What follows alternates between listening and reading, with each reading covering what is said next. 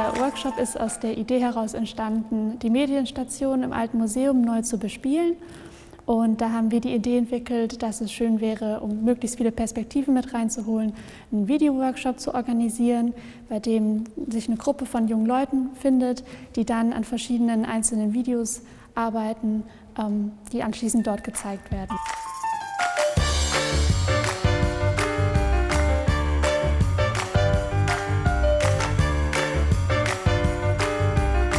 Ich fand es super interessant, weil ich sowohl das Thema antike HeldInnen als auch Videodreh einfach toll finde. Und deswegen dachte ich, ja, endlich. Und ja, habe mich dann noch ganz spontan angemeldet.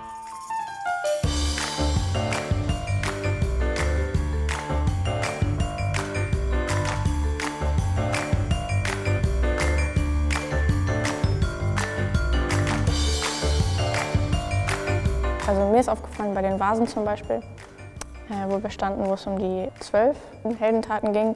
Und da waren dann immer Männer abgebildet, die was getan haben. Und die einzige Frau, die man gesehen hat, die wurde gerade umgebracht, heldenhaft. Beim Thema Heldinnen ist uns vor allem wichtig gewesen, zu gucken, wie ist der Heldinnenbegriff in der Antike konnotiert gewesen, was für Attribute werden Heldinnen zugeschrieben und da auch ganz genau nochmal zu gucken, gibt es da Unterschiede zwischen männlichen Helden und weiblichen Heldinnen und das dann auch ins Heute eigentlich zu transferieren und zu sagen, was müsste sich eigentlich an der Definition verändern, wie sehen wir heute Helden und Heldinnen.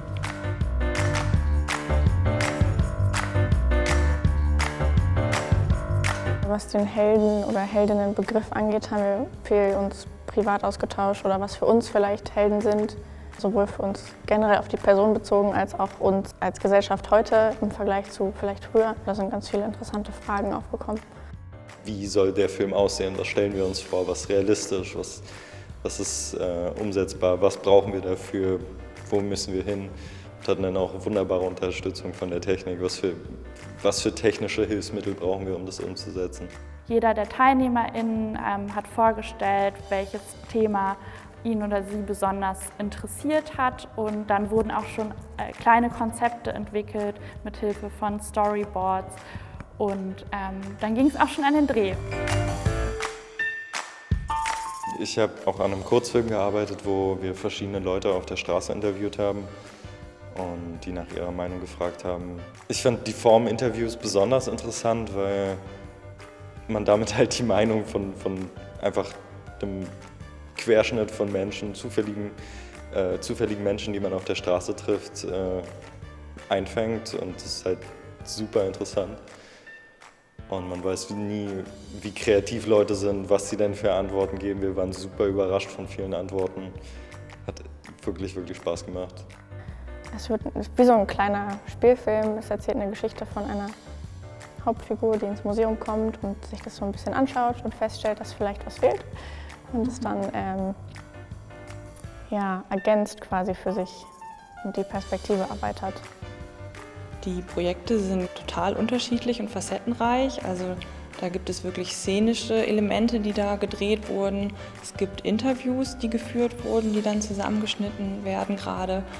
Und dann gibt es noch eine abstraktere Arbeit, die sich eher mit den Fragen und dem Raum auseinandersetzt. Ich hoffe, dass die Besucher, wenn sie den Film sehen, dass sie vielleicht selber über die Fragen nachdenken, die wir den Passanten gestellt haben. Was vor allem an den Ergebnissen, die dann gezeigt werden, so schön ist, dass sie sofort eine Sichtbarkeit erzeugen. Also die jungen Menschen und deren Perspektiven sind sofort im Museum dann sichtbar in dem Moment, wo das Video abgespielt wird in der Dauerausstellung. Und das ist für mich so ein ganz wichtiger Punkt, dass nicht nur geredet wird, sondern dass auch was sichtbar wird und auch bleiben darf und auch in diesem Kontext der Dauerausstellung sein darf. Was wir jetzt gemacht haben, ich glaube, dass es mir zumindest weiterhilft, dass wenn ich das nächste Mal in ein Museum gehe, dass ich auch von Anfang an weiß, okay, du kannst dir die Fragen, die dich interessieren, ja auch selber stellen und daraufhin dir den Museumsbesuch selbst irgendwie so ein bisschen gestalten. Das muss ja nicht alles nur vom Museum kommen, das kommt ja auch viel von einem selbst. Und ich bin gespannt, ob das funktioniert, wenn ich das nächste Mal wohin gehe, ob ich mich daran erinnere und irgendwie einen Ansatz finde. Also ich glaube, der Blick auf das alte Museum hat sich für mich durch den Workshop schon sehr stark verändert, weil ich einfach viel bewusster durch die Ausstellung gehe und vieles auch hinterfrage und nicht einfach so annehme, das, was da steht, muss so, also schon ist richtig so, aber vielleicht sind bestimmte Details ausgelassen. Und auch es gibt auf jeden Fall viele Sachen, die so noch zur Diskussion stehen und die man vielleicht noch eher beleuchten müsste. Und da gehe ich auf jeden Fall jetzt in Zukunft schon bewusster durch die Ausstellung. Genau.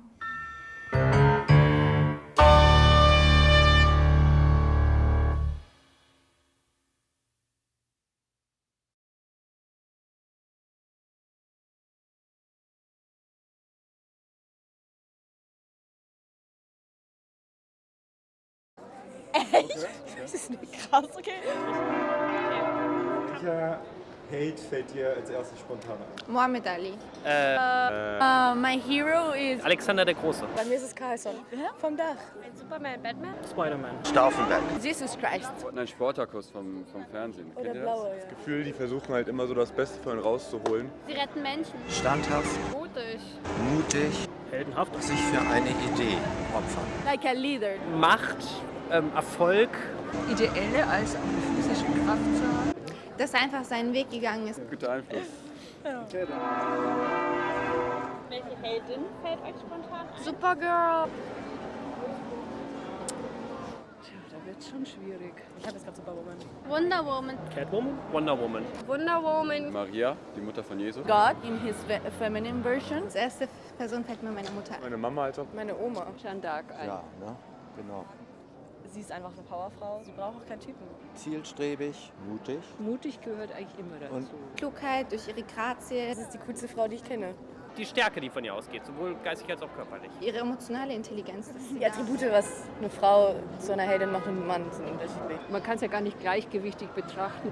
So viele Unterschiede gibt es nicht. Nur bei den Weiblichen ist meistens das Kostüm enger anliegend. Medial gibt es viel mehr männliche Helden als weibliche. Helden können durchaus sehr grausam sein. Da assoziiere ich vielleicht immer so körperliche Stärke. Die Heldinnen, die ich kennengelernt habe, waren immer so in der unterstützenden Form. Und dann ist bei den Frauen ein menschlicher Aspekt wesentlich entscheidender. Aber eigentlich würde ich fast sagen, Helden müssen überhaupt kein Geschlecht haben. Die retten alle Menschen.